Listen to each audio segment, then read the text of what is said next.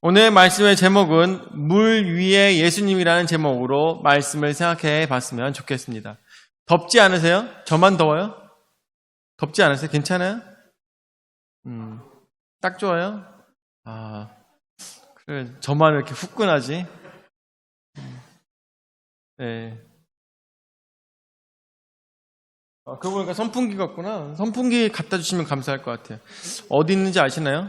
아니면은 그 검은 선풍기, 원로 목사님 사용하시던 검은 선풍기 갖다 주면 될 것 같아요. 거기 안 쓰시잖아요, 그렇죠? 여기요. 아니, 에어컨 하면 다 추우시니까. 땡큐. 네, 에어컨 하면 다 추우니까. 네, 있긴 하네. 이거면 됐죠, 뭐. 딱 좋네. 그러니까 딱이에요, 그죠? 자, 물 위에 예수님이라는 제목으로 말씀을 전해보도록 하겠습니다. 저번 주의 말씀은 오병이어의 말씀을 여러분들에게 전했습니다. 그래서 예수님께서 그 제자들을 시키셔서 물고기 2마리와 떡 5개로 거의 한 2만 명에 가까운 사람들을 먹이셨던 기적의 현장을 여러분들에게 전달했습니다. 그런데 여러분들 그것을 우리가 기억해야 되는 것이 한 사람의 헌신으로 말미암아 예수님께서 그 헌신을 받으시고 많은 사람들에게 은혜를 베풀으셨던 것을 생각했을 때 한 사람의 그 헌신이 얼마나 중요한가, 한 사람의 하나님 앞에 나아옴이 얼마나 중요한가 말씀을 생각해 볼 수가 있었습니다. 또한 그것은 그 사람의 열심뿐만 아니라 바로 하나님의 은혜였다라는 것도 우리가 빼놓을 수 없는 중요한 말씀인 것을 생각해 봐야 됩니다. 만약에 한 사람의 헌신이 있었지만 하나님의 은혜가 없었다면 어떻게 되겠습니까? 2만 명의 사람들이 그 떡 5개와 물고기 2마리를 막 나눠 먹겠죠. 정말 굉장히 조금씩만 먹을 수밖에 없는 그런 상황이었을 것입니다. 아니면 제자들만 나눠 먹고 그런 식으로 끝났을 것입니다. 어떤 대한민국의 어떤 기억이 잘 안 나는데 과자가 있었어요. 그런데 그 과자에 트러플 오일이 함유가 되어 있는 과자가 있었습니다. 여러분 트러플 오일이라고 아시나요? 트러플이라고 이렇게 향로 버섯인가? 아시나요? 정확하게 모르겠는데 굉장히 비싼 버섯이 있어요. 근데 그게 과자에 들어간 거예요. 그래서 그것을 함유량을 적어놨는데 0.000000007%가 과자에 그 향로버섯 오일이 함유가 되어 있는 것이에요. 되어 있다고 그렇게 적혀 있더라고요. 그래서 사람들이 얘기가 많았어요. 아니 엄청나게 엄청나게 커다란 반죽을 만들어 놓고 거기다가 한 방울 딱 떨어뜨렸나 보더라고. 이렇게 사람들이 얘기하더라고요. 그러면서 하는 얘기가 청산가리 아시죠? 청산가리도 0.02%를 먹으면 사람이 죽어요. 0.02%를 먹으면 죽어요. 그런데 그 사람이 한 얘기가 그 게시글을 보았을 때 그 사람이 한 얘기가 평생 그 과자를 먹어도 트러플 오일 한 방울을 먹어보지를 못한다고 얘기를 하더라고요. 그러니까 제가 무슨 얘기 하고 싶었냐면 저번 주에 말씀을 전했던 그 물고기 2마리와 떡 5개가 아무리 우리가 나눠 먹는다 하더라도 하나님의 은혜가 없었다면 저들이 먹고 만족할 수가 없었다. 그렇기 때문에 인간의 헌신도 중요하지만 더 중요한 것은 바로 하나님의 은혜다라는 것을 우리는 생각해 봐야 될 것입니다. 오늘 말씀을 통해서 더 보도록 하겠습니다. 22절 말씀 보도록 할까요? 22절 예수께서 즉시 제 아들을 재촉하사 자기가 무리를 보내는 동안에 배를 타고 앞서 건너편으로 가게 하시고 라고 하십니다. 여기서 보면 예수님께서 즉시 제자들을 재촉하사 자기가 무리를 보내는 동안에 배를 타고 앞서 건너편으로 가게 하셨다고 했습니다. 왜 예수님께서는 그런 일이 없었는데 왜 갑자기 제자들을 재촉을 하셨을까요? 갑자기 제자들을 재촉을 하셔서 빨리 너희는 이 자리를 다 패하고 무리를 다 보내시고 난 다음에 배를 타고 다른 곳으로 이동하게 제자들에게 명령을 하셨던 것입니다. 명하셨던 것입니다. 그리고 예수님은 바로 23절 말씀해 볼까요? 23절에 무리를 보내신 후에 기도하러 딸의 산에 올라가시니라 저물매 거기 혼자 계시더니 라고 했습니다. 제자들까지 다 보내시고 난 다음에 예수님께서는 혼자 산에 올라가셔서 기도하셨다고 했습니다. 산에 올라가셔서 기도했어요. 자, 저번 주에 여러분들의 말씀을 전할 때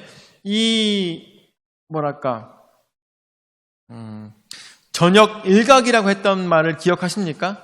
그 때가 저녁 일각쯤 됐다. 그때가 그래서 오후 3시쯤이라고 여러분들에게 말씀을 전해드렸습니다. 그래서 거기 있는 사람들이 다들 음식을 나눠 먹고 같이 담소를 나누고 한다 할지라도 아마 그 시각은 5시나 6시쯤 되지 않았을까 생각이 듭니다.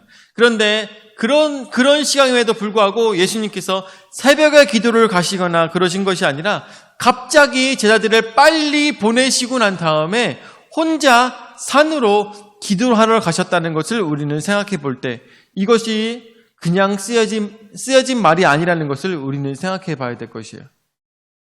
그 전에는 우리가 성경을 혼자 읽을 때는 어떤 생각이 듭니까? 그랬나 보다. 이렇게 생각할 수 있잖아요. 그런데 이외에 왜 갑자기 예수님께서는 제자들을 급히 다 보내시고 많은 사람들 보고 뭐라고 하셨어요? 예수님께서 돌아가서 자기네들 음식 사 먹도록 하소서라고 제자들이 얘기했을 때 아니다, 너희가 음식을 나눠줘라 라고까지 예수님께서는 저들이 여기 있기를 원하셨음에도 불구하고 식사를 마치자마자 갑자기 다 돌려보내셨다는 것을 우리는 조금 의아하게 생각해야 됩니다. 왜 그랬을까? 왜 그랬을까를 생각해 봐야 돼요. 그리고 난 다음에 예수님께서는 기도하러 산에 올라가셨다는 것입니다. 여러분, 우리가 국어 시간에 그런 걸 배우잖아요. 책을 읽을 때 행간을 읽어야 된다는 얘기를 합니다. 행간. 우리 해서나 행간을 읽는다는 게 뭐야? 배웠는데 기억 안 나?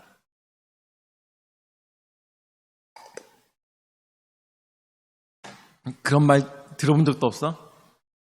승환아, 혹시 행간을 읽는다는 말 아니? 행간을 읽는다.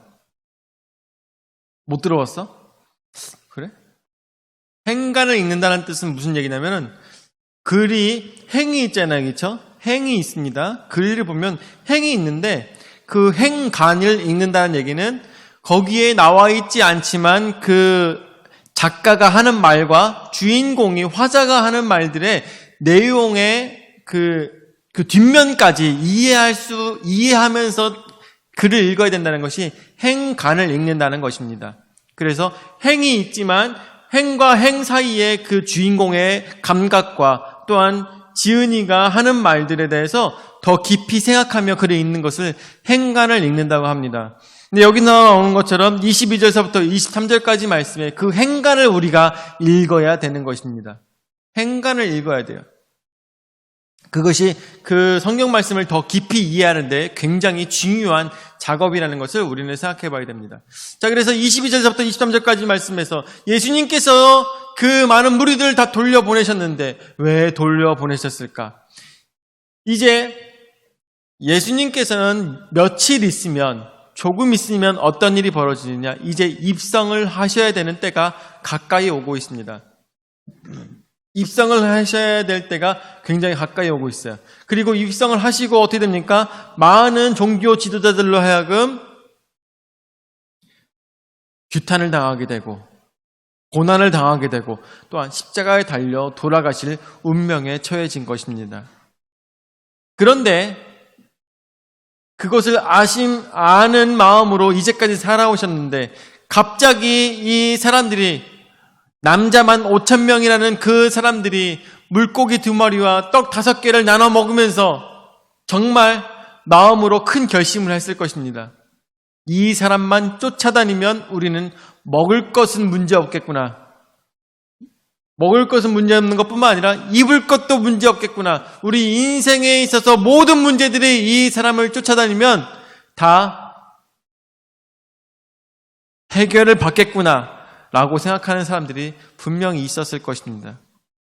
그것을 나눠 먹었을 때 5,000명 이상의 많은 사람들이 그 음식을 나눠 먹었을 때 그것에 대해서 이상하게 생각하지 않은 사람 없었겠습니까? 이것은 하나님의 능력이구나. 이 사람은 정말 하나님께서 우리 나라를 구원하시기 위해서 보내신 선지자이시구나. 이분만 우리에게 있다면 우리는 더 이상 로마의 압제 속에서 어려움을 당하지 않고 살아가겠구나. 그 백성들은 그렇게 생각했다는 것입니다. 그래서 예수님의 인기가 갑자기 하늘을 찌를 듯이 높아지기 시작한 것입니다. 많은 사람들이 예수님께서 하시는 일들에 기대를 갖게 되며 예수님께서 우리에게 또 어떤 우리의 필요를 채워주실까를 기대를 하게 되었다는 것입니다. 그래서 마태복음에는 나오고 있지 않지만 다른 성경에서는 뭐라고 합니까? 예수님께서 민망히 여기셨다고 했습니다. 민망히 여기시고 저들을 돌려보내시고 갑자기 산으로 올라가신 것입니다. 기도를 하신 것이에요. 왜? 무슨 기도? 여러분들, 제가 예전에 그 말씀을 드린 적이 있어요. 예수님께서 시험산에서 3가지 시험을 당하셨습니다. 3가지 시험. 근데 3가지 시험 중에서 한 가지가 성전 꼭대기에서 떨어졌을 때 그 밑에서 천사가 받아줄 것이다라고 하는 그런 악마의 유혹이 있었던 것을 여러분들 다들 기억하실 것입니다. 이 유혹이 왜 중요한 유혹인가 우리는 알아야 되는데, 왜 이 유혹이 중요한 거냐면 그 성전 꼭대기가 굉장히 높은 곳이에요. 굉장히 높은 곳인데 그 땅에는 굉장히 많은 사람들이 있어요. 왜냐하면 거기에 예배를 드리기 위해서, 제사를 드리기 위해서 굉장히 많은 사람들이 올 것입니다. 그런데 만약에 예수님께서 그 성전 꼭대기에서 갑자기 뚝 떨어지다가 하나님의 아들이기 때문에 천사가 와서 받아줘. 그러면 떨어지다가 갑자기 이렇게 쓸 거 아니에요. 그렇죠? 악마의 이야기하면, 사단의 말에 의하면 이렇게 떨어지다가 갑자기 쓸 거 아니에요. 그러면 그 많은 사람들이 예수님을 보고 뭐라고 하겠어요? 야, 저 사람은 하나님의 아들이구나. 정말 대단한 분이구나. 라고 사람들이 이야기할 것입니다. 그 시험을 당할 때가 예수님께서 공생애를 사역하시기 전의 일입니다. 만약에 이렇게 떨어져서 이렇게 딱 쓰시잖아요? 그러면은 생각했던 것보다 사역이 더 쉬워질 수도 있어요. 무슨 얘기인지 아시겠어요? 왜냐하면 너무나도 많은 사람들이 예수님께서 보통 사람이 아니라는 것을, 하나님의 아들이신 것을 많은 사람들이 눈으로 보았기 때문인 것입니다. 사역이 쉬워질 수 있습니다. 그런데 뭐라고 했습니까? 예수님께서는 사단아, 주 너의 하나님을 시험치 말라고 하였습니다. 예수님께서는 그렇게 그 시험을 이겨내신 것입니다. 그런데 이렇게 많은 5,000명 이상의 2만 명의 사람들이 예수님을 칭송하며 저분과 함께하면 우리가 이 모든 문제가 다 해결되겠다고 칭송할 때 예수님께서는 똑같은 감정을 느끼셨을지도 모릅니다.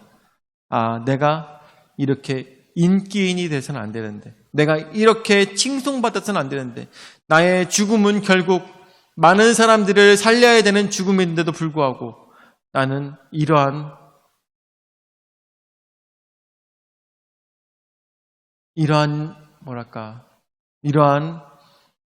인기를 누려서는 안 되는데, 나의 사역은 온전히 외로운 사역이고 온전히 홀로 걸어야 되는 사역인데, 어려운 사역인데, 내가 인기를 통하여서 혹여나 내 마음에 십자가를 지고자 하는 마음이 약해진다면 어쩌나 라는 마음을 예수님께서는 하셨을 것이라는 것을 우리는 행가를 통해서 느껴야 됩니다. 예수님께서는, 여러분들 아시죠? 예수님께서는 100% 하나님이시지만 동시에 100% 인간이셨습니다. 만약에 하나님으로서만 존재하셨다면 여러분들 그거 아셔야 돼요. 하나님으로서만 예수님께서 존재하셨다면 예수님께 있어서는 사단이 와서 세 가지 시험을 하지 않습니다. 세 가지 시험을 절대 하지 않아요. 왜냐하면 하나님이기 때문에 넘어뜨릴 수가 없는 거야. 그렇죠? 그런데 그곳에서 시험산에서 사단이 와서 세 가지 시험을 한 이유가 무엇이겠습니까? 100% 인간이기 때문에 시험을 했던 것입니다. 또한 마찬가지로 예수님께서 갑자기 민망히 여기시고 많은 제자들을 보내시고 난 다음에 갑자기 산에 올라 홀로 기도하셨던 이유, 그것은 자신의 사역을 되돌아보며 다시 한 번 더 주님 앞에 주여 나에게 하나님 아버지 나에게 힘을 허락하여 주시옵소서, 이 유혹을 이길 수 있도록 도와주시옵소서, 그곳에서 또한 피눈물을 흘리시면서 기도하시지 않으셨겠습니까? 왜 갑자기 그렇게 하셨겠어요? 바로 이 유혹을 이겨내시기 위해서. 성경에 나오고 있지만 어느 누구도 그 예수님의 마음을 읽을 수가 없었지만, 알 수가 없었지만 우리는 그 마음을 이해해야 되는 것입니다. 얼마나 힘드셨을까? 얼마나 고통스러우셨을까? 얼마나 어려운 상황 속에서 이 십자가를 지는 사역을 이루어내셨는가? 우리는 상상해 봐야 될 것입니다. 자, 그러면서 첫 번째로 제자들이 바다에 나갔습니다. 그런데 첫 번째로 바다에 바람이 불기 시작한 것입니다. 바다에 바람이 불었습니다. 성경에서 보면은 바람이라는 것은 인생의 덧없음을 이해합니다. 인생의 덧없음. 그래서 제자들이 배를 타고 갈릴리 바다에 나가서 건너편 마을로 가고 있었습니다. 그런데 그때 심한 바람이 불기 시작한 것입니다. 이때가 어두운 밤이었어요. 어두운 밤인데 바람이 불기 시작했어. 높은 파도는 쳤다는 얘기가 안 나오죠. 네, 바람이 불므로 인해서 저들이 고난에 빠졌다고 이야기하고 있습니다. 우리는 인생길을 살아가면서 배 하나에 의지해서 바다를 건너는 삶을 살아가고 있는지도 모릅니다. 어려운 삶을 살아가고 있죠. 지금 바다를 배 하나만 의지해서 가고 있습니다. 배 하나만 의지해서 이 바다를 망망대해를 정말 갈릴리 바다를 갔는데 끝이 보이지 않더라고요. 누가 이거를 호수라고 하는지 모르겠는데 끝이 보이지 않는 그 호수를 세상에 갈릴리 바다라고 얘기를 하더라고요. 그리고 그곳에서 배를 타고선 정말 멀리까지 나갔음에도 불구하고 아무것도 수평선밖에 보이지 않았어요. 수평선밖에 보이지 않는데 거기 갔더니 우리가 한국 사람이라고 또 한국 찬양을 막 틀어주더라고요. 그 이스라엘 그 배에서 한국 찬양을 막 틀어주고 갑자기 태극기를 막 꺼내서 막 흔들어주고 막 그래요. 하여튼 서비스가 대단하더라고요. 이스라엘 그 갈릴리 바다에서. 아무리 둘러봐도 아무것도 보이지 않고 수평선밖에 보이지 않았습니다. 갈릴리 바다에 갔더니. 그런데 그런 바다를 망망대해를 이 예수님의 제자들은 그 배를 타고 밤에 배 한 척에 의지해서 밤에 그곳을 건너가는 저들에게 바람이 불고 있었다는 것을 상상해 보면 얼마나 무서운 시간일까? 여러분들, 우리는 상상해 봐야 될 것입니다. 얼마나 무서운 시간일까? 우리의 인생이 그렇게 망망대해를 어느 곳에도 의지하지 못하고 지금 당장 우리가 디딜 수 있는 곳은 어디밖에 없어요? 아주 자그마한 그 배밖에 없는 것입니다. 그것에 의지해서 우리 인생이라는 삶을 살아가고 있는 것과 마찬가지라는 것입니다. 그러다 보니까 내가 배보다 조금 더 멀리 나가려고 하면은 물에 빠지고, 내가 배보다 더 앞서 나가려고 하면 물에 빠지게 되는 것이고, 내가 아무리 손으로 저어서 더 빨리 가려고 한다 한들 파도에 밀려서 이리 저리 돌아다니는 것이 바로 우리 인생이라는 것입니다. 그런데 그 인생 속에서 어떠한 삶이 바람이 불고 있는 것이에요. 그런 배에 의지해서 가고 있는, 자그마한 배에 의지해서 가고 있는 이 인생이라는 것에 바람이 불기 시작합니다. 어때요? 우리에게 어떤 바람이 붑니까? 전셋값을 내래요. 아이들 학비 내야 돼요. 갑자기 교통사고를 당했어요. 갑자기 지붕에서 물이 새요. 갑자기 보일러가 터져요. 우리 인생에서 얼마나 내가 어떻게든 잘해보려고 아무리 노력해도 여러분들 바람이 부는 것을 막을 수가 있습니까? 없다는 것이죠. 내가 아무리 노력한다 한들 인생에 있어서 바람이 부는 것을 막을 수는 없어요. 그냥 다 맞으면서 살아갈 수밖에 없는 것이 우리 인생이라는 것입니다. 다 우리가 맞으면서 가는 거예요. 그러면서 목적지에 잘 가고 있는지조차도 제대로 알 수가 없는 것이 바로 인생이라는 것입니다. 그 바다라는 인생 속에서 우리는 이 바람을 온전히 다 맞으면서 앞도 바라볼 수 없는 이 캄캄한 밤에 가고 있는 우리의 인생과 저들의 제자들의 그 모습을 대조해서 우리가 상상해 볼 수가 있을 것입니다. 자, 그러고 있는데 두 번째가 아니라 갑자기 그곳에 예수님이 나타나신 것입니다. 자, 여기를 보면 24절 말씀 보도록 하죠. 24절 말씀에 배가 이미 육지에서 수리나 떠나서 바람이 거스림으로 물결로 말미암아 고난을 당하더라 라고 했습니다. 바람이 부니까 물결이 일어나는 것이에요. 그래서 저들이 항해를 하는 것이 어려워졌습니다. 배가 큰 배가 아니에요. 그러니까 어려운 고난을 당하게 된 것입니다. 25절. 밤 사경에 예수께서 바다 위로 걸어서 제자들에게 오시니라고 하고 있습니다. 밤 사경이라는 것은 밤 일경이 밤 6시부터 9시 정도가 일경이에요. 이경은 9시부터 12시가 이경입니다. 삼경은 12시부터 3시까지가 삼경이에요. 사경이라는 것은 바로 새벽 3시부터 6시까지를 얘기합니다. 밤 사경이라는 것은 3시부터 6시까지를 얘기하는데 밤 사경에 예수께서 바다 위를 걸어서 제자들에게 오시니 이 주석에 보니까 이 제자들이 그곳에 나와 있었던 것이 약 한 5.5km 정도 배를 타고 나왔다고 얘기를 하더라고요. 5.5km 정도 배를 타고 나왔다고 하는데 그렇게 제자들이 나왔는데 예수님께서 산에서 기도하시다가 제자들에게 오셨는데 어떻게 오셨는지 그렇게 빨리 오셨는데 더 깜짝 놀랄 것은 예수님께서 바다 위로 오셨다는 것입니다. 바다 위로 걸어서 오셨다는 것이에요. 갈릴리 바다에 사람들이 이런 얘기하죠. 우리가 바다 위에 발을 올려서 걸어 다닐 수도 있는 곳이 있어요. 어때요? 어느 곳이? 묻이 좀 많이 올라와 있으면 그런 곳에서 바다 위에서 찰방찰방하면서 막 걸어 다니는 사람들도 있죠. 묻이 높으면. 그런데 갈릴리 바다는 그런 곳이 없어요. 엄청나게 깊은 바다입니다. 엄청나게 깊은 호수예요.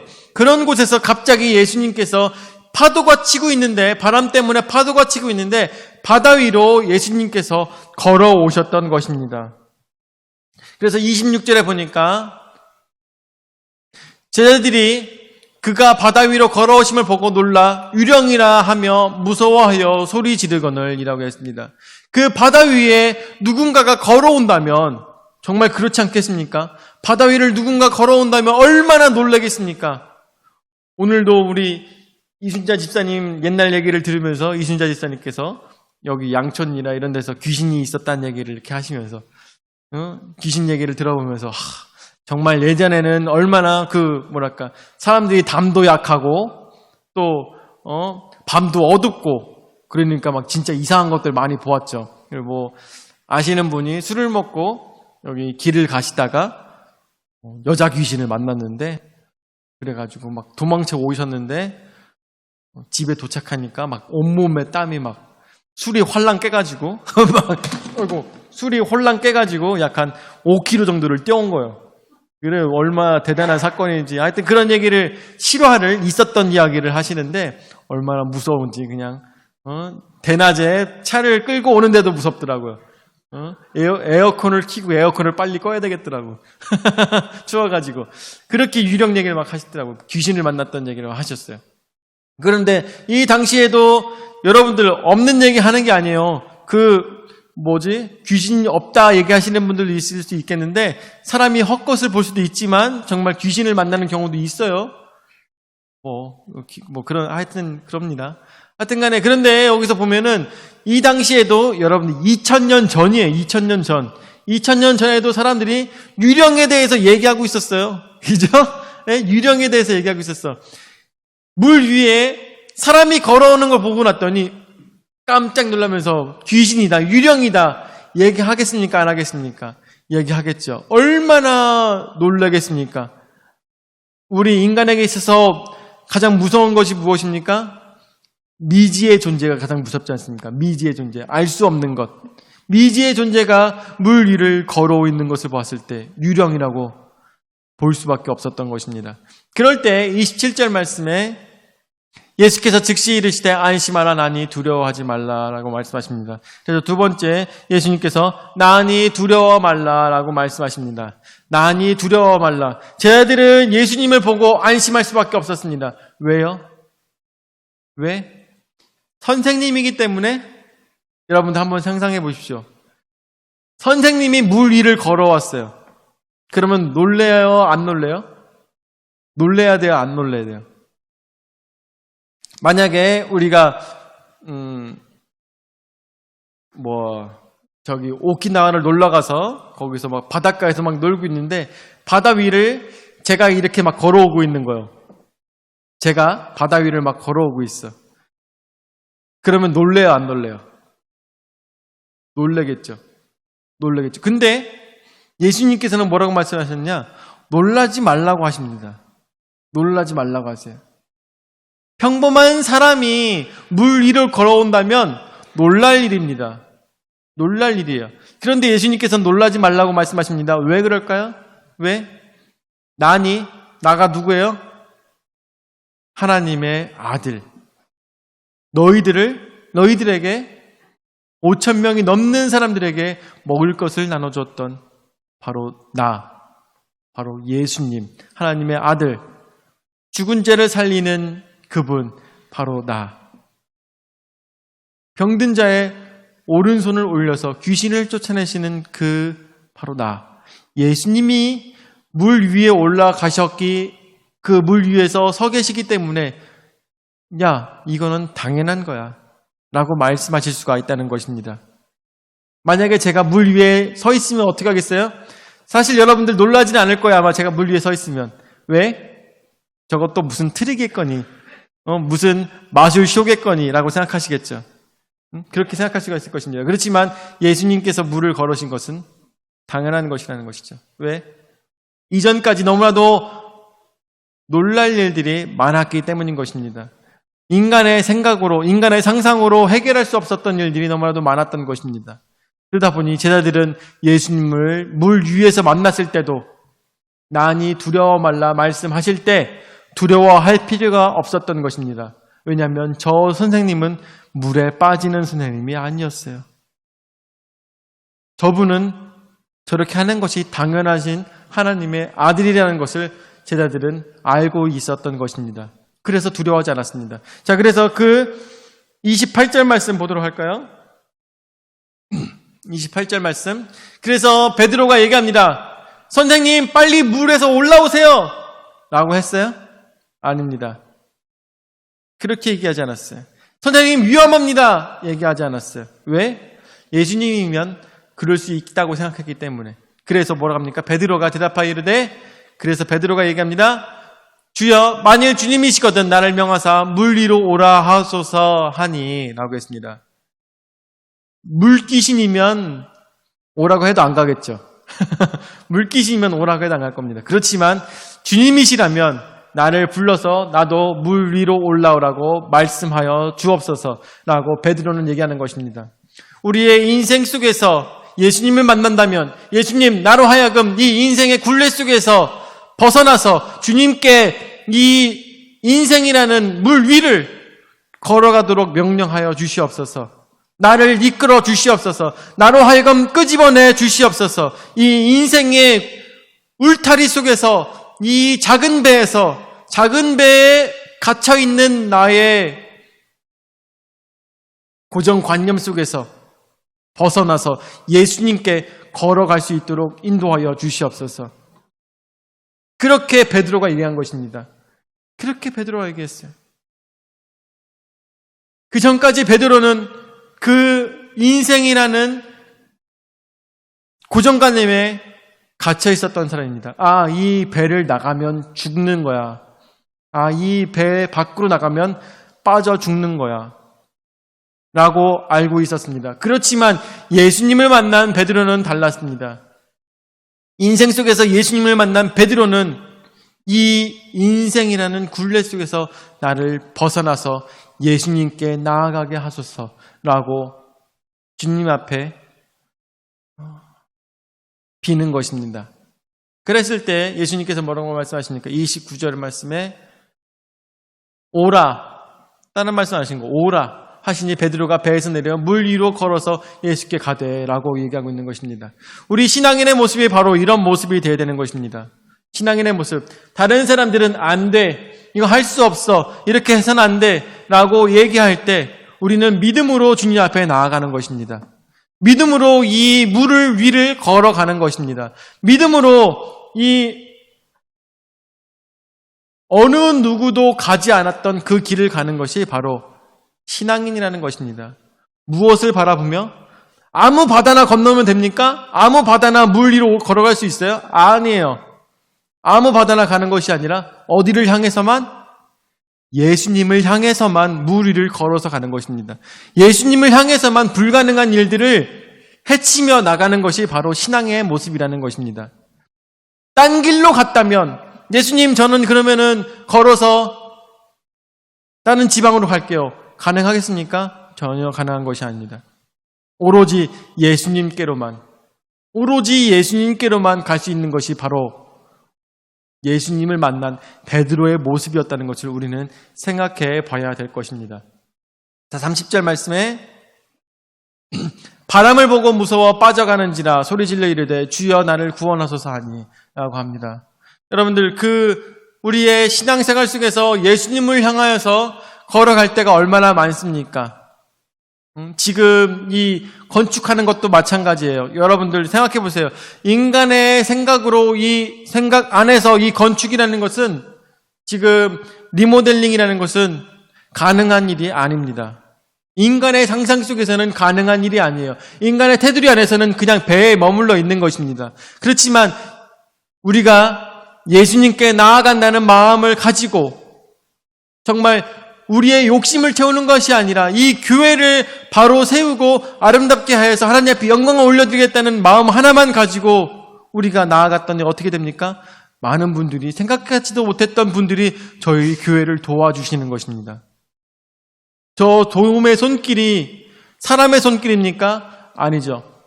바로 예수님께서 오라 말씀하시는 그 길을 따라갔을 때 그곳에서 물 위를 걷는, 불가능을 가능케 하는 역사가 일어난다는 것을 우리는 상상해 봐야 될 것입니다. 그런데 거기서 바람이 붑니다. 근데 거기서 바람이 불어요. 쉬운 일이 있겠습니까? 쉬운 일은 없습니다. 그 어느 것도 쉽지 않습니다. 그런데 바람이 불었을 때 어떠한 일이 벌어집니까? 믿음으로 나아가던, 믿음으로 물 위를 걷던 베드로가 갑자기 물에 빠져 들어가기 시작하는 것입니다. 우리도 어떻습니까? 주의 일을 하는 데 있어서 모든 일들이 다 잘 되면 얼마나 좋겠습니까? 그런데 가끔 우리에게도 바람은 붑니다. 바람은 불어요. 그럴 때 우리가 어떤 마음이 생깁니까? 덜컥 겁이 나는 것이죠. 덜컥 겁이 납니다. 내가 이렇게 하는 것이 옳은 것일까? 어느 누구도 이해의 선에서 서지 못한 이 행동들이 잘하는 것일까? 그런 마음이 들 때가 있습니다. 그럴 때 어떻게 해야 됩니까? 빨리 돌아가서 다시 배로 돌아가는 것이 아니라 어떻게 합니까? 베드로가 어떻게 했어요? 소리 질러 이르되 주여 나를 구원하소서. 아멘. 맞습니다. 우리에게 어려움이 닥쳤을 때, 예수 그리스도를 향해서 걸어갈 때 위험이 닥치면 다시 제자리로 돌아가는 것이 아니라 거기서 소리 외쳐 주님을 부르는 것입니다. 주여 우리를 구원하소서 외치는 것입니다. 그것이 바로 베드로 같은 믿음인 것입니다. 우리는 뭐 가다가 바람 만나도 꿀떡 않고 예수님 앞에 갈 것 같습니까? 절대 그렇지 않아요.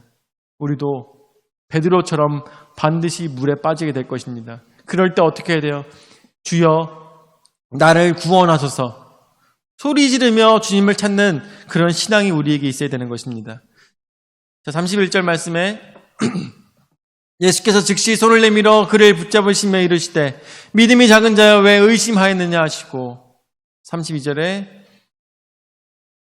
배에 함께 오름에 바람이 그치는지라 라고 했습니다. 예수님께서 인생에 들어오시니까 그제서야 모든 바람이 다 그치고 순항을 하게 되었다는 그런 말씀인 것입니다. 자, 그래서 세 번째,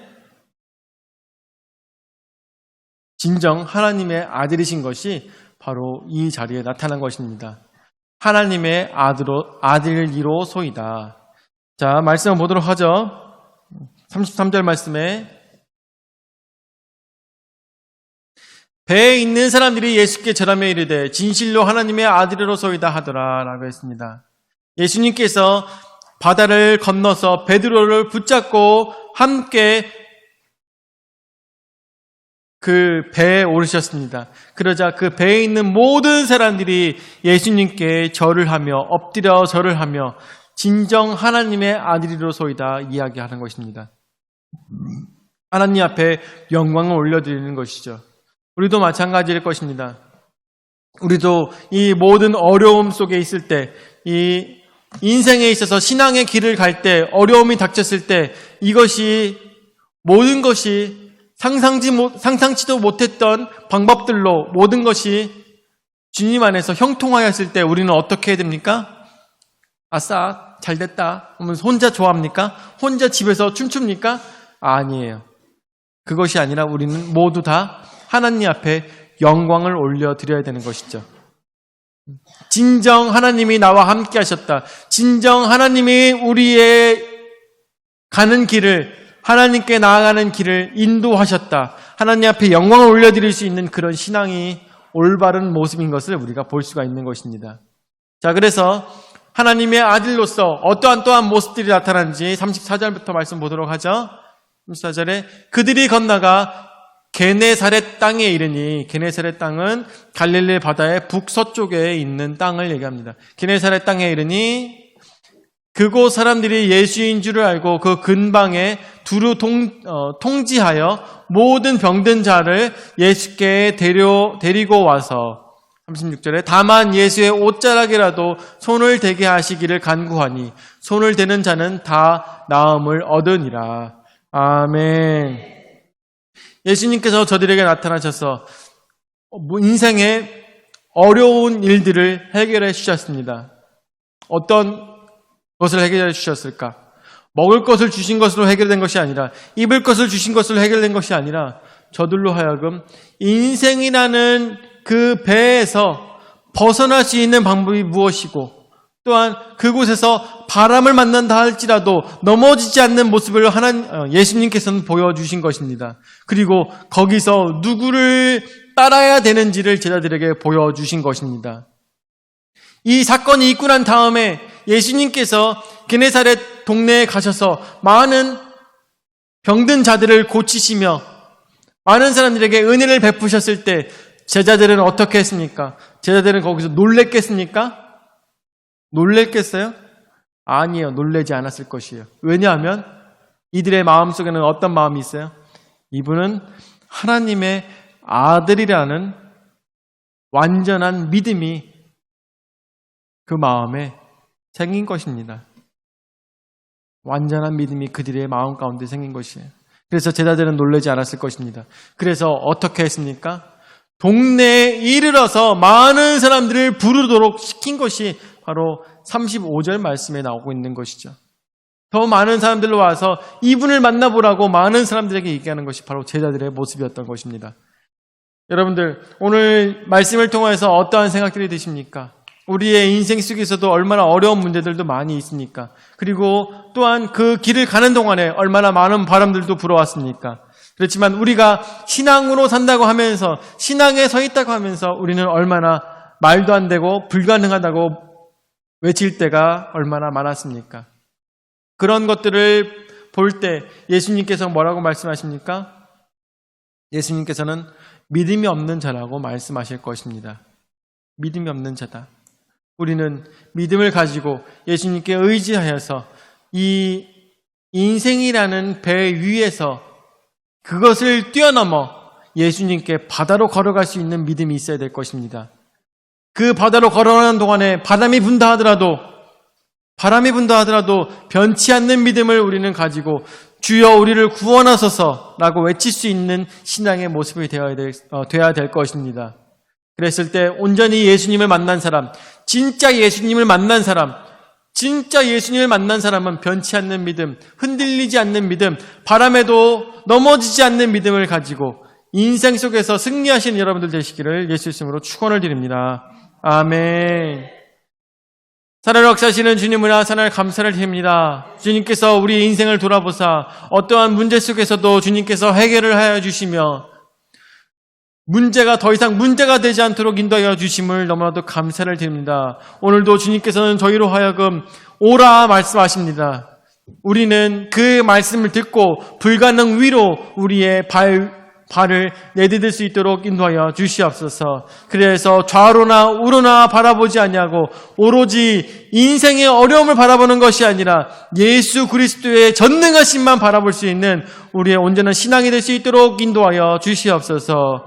오늘도 저에게 귀한 은혜의 말씀을 허락하여 주심을 감사드렸고 사랑이 많으신 예수님의 이름으로 기도드립니다. 아멘.